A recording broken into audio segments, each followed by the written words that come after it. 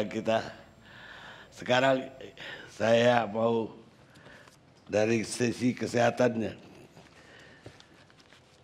ke Pak Dr. Nazar, Kepala Biro Hukum Pembinaan dan Pembelaan Anggota IDI. Silakan Pak Dokter, dari pandangan dokter, karena dianggap ini kalau tadi ada kubu pemerintah daerah, ada pemerintah pusat, di lain pihak ada kubu ekonomi dan kesehatan. Ini gimana tuh? Bismillahirrahmanirrahim. Gimana keputusan gubernur ini menurut Pak Nazar? Iya. Assalamualaikum warahmatullahi wabarakatuh. Para panelis, tentu terlebih dulu ALC, salam dari ketua kami. Sama, Pak. Beliau Selamat tidak kembali. bisa datang karena ada urusan yang mungkin masih pantas kalau didelegasikan ke saya. Juga para audiens yang dimuliakan Allah. Angkudato, izinkan saya berencana ada 2 paragraf yang ingin kami sampaikan. Pertama, sesuai dengan tema, tentu saya harus mendahulukan tema malam inilah Gubernur DKI menarik rem kompromi. Kami sederhana saja, Presiden ALC, bahwa saya ingin mencoba mensitir apa yang disampaikan oleh Gubernur Jawa Barat Pak Ridwan Kamil tanpa mengabaikan penilaian via penilaian politik, lebih fokus kepada penilaian secara ilmiah dan kemanusiaan. Barangkali kami dari insan kesehatan mungkin lebih cenderung kepada penilaian yang 2 itu tadi. Nah, berkaitan dengan diskresi atau PSBB, saya sengaja PSB, B, atau PSBM, atau PSB modified, atau PSB adapted, itu kami yakini adalah sebuah diskresi, kalau boleh saya memakai kata-kata diskresi, atau sebuah kebijakan yang memang itu sesuai dengan domestik regional daerah itu. Itu barangkali tidak perlu didebatkan lagi. Gubernur kami, saya mengatakan gubernur kami, saya bukan di Jakarta lagi tinggal, saya di Depok, Angkuda Tua. Gubernur kami Ridwan Kamil tadi mengatakan juga demikian. It's clear, alhamdulillah. Nah, kami dari sisi itu, apapun nama PSB itu, tapi kami menitipkan satu saja. Walaupun tadi Gubernur DKI mengatakan bahwa berulang kali, 3 kali mengatakan bahwa kita ini sebenarnya sudah exercise, bukan itu kata-kata sebenarnya, sudah terlatih. Saya mengatakan memang masyarakat kita sejak medio Maret sampai dengan PSBB itu sudah terlatih memang, sudah exercise. Terlatih disiplin, terlatih cara, terlatih bersosialisasi. Tapi persoalannya ada satu saja, Angkuda Tua. Dengan segala hormat mohon maaf. Bahwa terutama disiplin yang berkaitan dengan, tadi disebutkan oleh Gubernur DKI, bagaimana di mal-mal yang katakanlah itu ada 10 tingkat saja, yang 1 lantai itu ada 20 ruang meeting, berarti ada 200 ruang meeting itu yang diisi 8 orang, bagaimana bisa tahu pengawasan internalnya? Nanti pada paragraf kedua Angkuda Tua, kami juga akan menceritakan sedikit saja tentang bagaimana pentingnya pengawasan internal ini, yaitu kembali ke yang secara umum tadi, pengawasan ini entah apapun namanya, inspeksikah namanya, sidakkah namanya, buat saya adalah sangat penting. Jadi PSBB ini tidak hanya diperpanjang kalau misalnya perpanjang, juga harus diperkuat dan ada ketegasan. Kembali kepada pengawasan itu, ini merupakan suatu hal yang harus disertai dengan teladan, Bang Karni. Contoh. Lalu kemudian harus diikuti dengan ketegasan. Saya nggak mau pakai kata-kata punishment, hukuman, atau satu kata-kata hukuman yang persuasif. Itu pun tetap hukuman. Tetapi ada termaktub di situ. Kuncinya di mana yang kami lihat, yang sangat berkaitan dengan masalah kesehatan, masalah pelayanan nanti. Kuncinya adalah keteladanan. Mohon maaf banget. Dan saya tidak akan sebutkan lokasi dan tidak akan sebutkan waktu. Saya melihat berkali-kali mata kepala saya melihat. Saya dulu ASN Bang Karni. Karena udah umur 71 sebentar lagi saya sudah pensiun lama. Tapi ASN itu saya sebut salah. Kawan-kawan atau adik-adik saya yang beruniform. Itu dekat kantornya sudah jelas di situ. Meja kecil, it's only for 2 person, itu hanya untuk 2 orang. Mereka kumpul ngariung, kata orang Papua. Salah, orang Sunda. Ngumpul di situ, enggak pakai masker. Saya pernah menyuruh satu ukuran keponakan dari saya, Bang Ari, Kamanakanambo. Kemudian satu cleaning service. Saya suruh kau pergi hari ini naik semua trayek angkot sama bus feeder. Apa yang ada di sana, foto, catat. Akhirnya fotonya maaf, makanya takut saya itu tersebar, itu menjadikan masalah nanti saya hanguskan itu. Apa yang terjadi? Tidak ada pengawasan.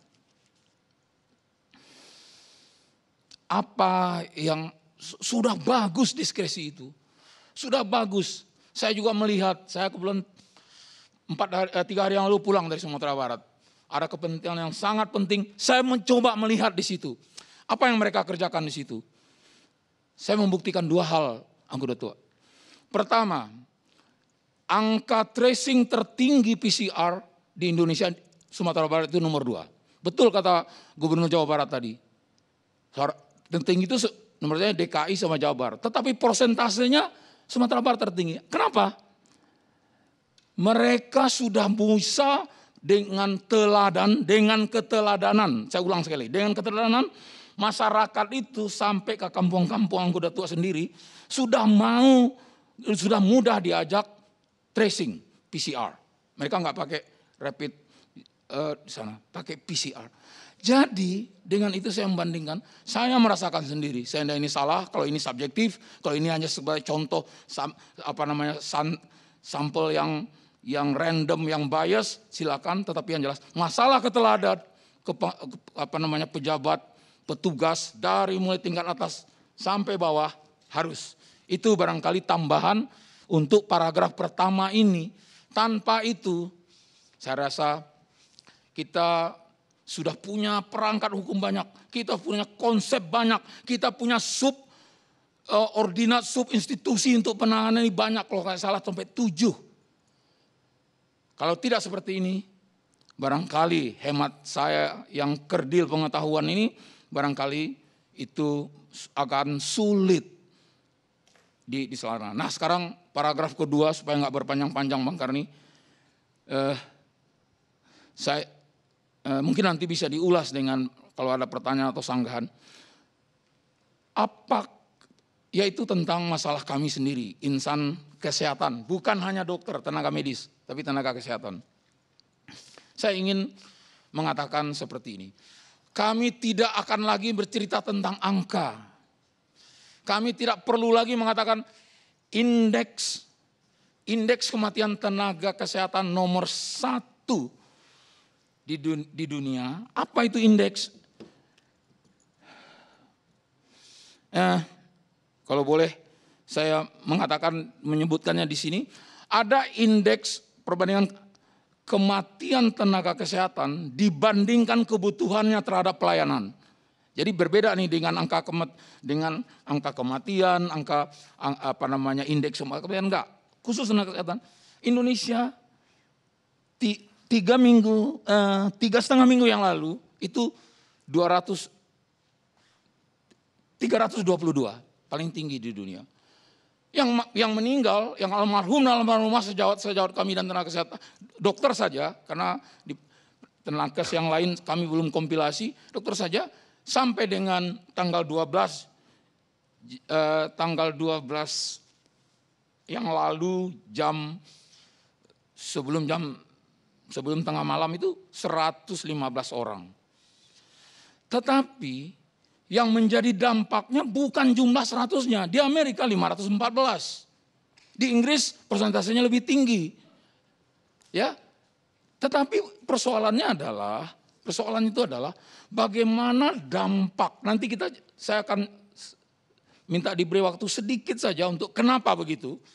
Yang menjadi persoalan juga adalah psikososial, dampak psikososial terhadap lingkungan medik itu sendiri. Kemudian dampak psikososial terhadap yang akan kami layani pihak ketiga, masyarakat. Ini yang kami sangat takutkan di periode ini sekarang. Itu yang kami takutkan. Kenapa? Kenapa? Itu sebabnya perlu ada indeks itu tadi. Bisa digambarkan bahwa kebutuhan pelayanan satu dokter terhadap kebutuhan pelayanan per 1.000 penduduk itu kita paling tinggi. Itu kenapa?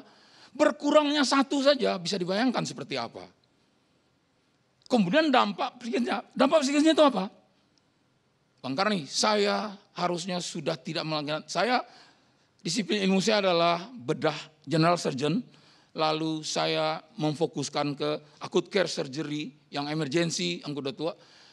Hanya itu saja yang saya katakan. Itu pun ternyata tidak bisa juga berhenti. Saya juga mesti mengcover yang lain, bukan menumpuk dada. Kenapa? Sejawat saya, sejak mulai ada kenaikan, sejak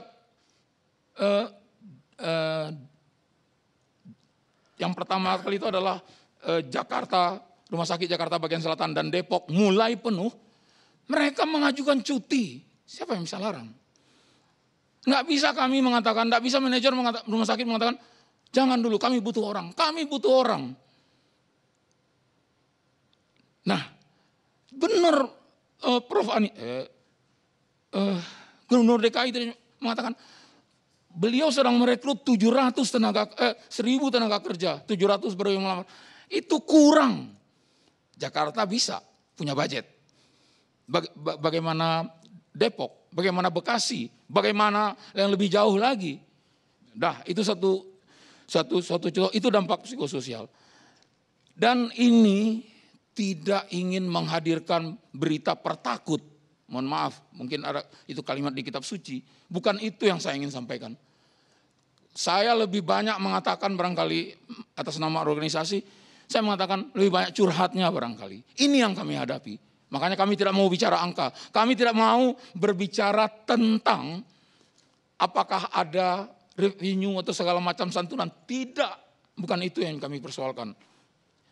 Kami takut dibully lagi, dikatakan cengeng. Tetapi tolong itu yang dipikirkan. Tadi itu semuanya bisa insya Allah teratasi apabila pendidikannya, pengawasannya, keteladanannya ada di kita. Nah sekarang yang terakhir Bang Karni, saya ingin mengatakan, saya tadi sengaja menekankan baru 2 kali saya katakan.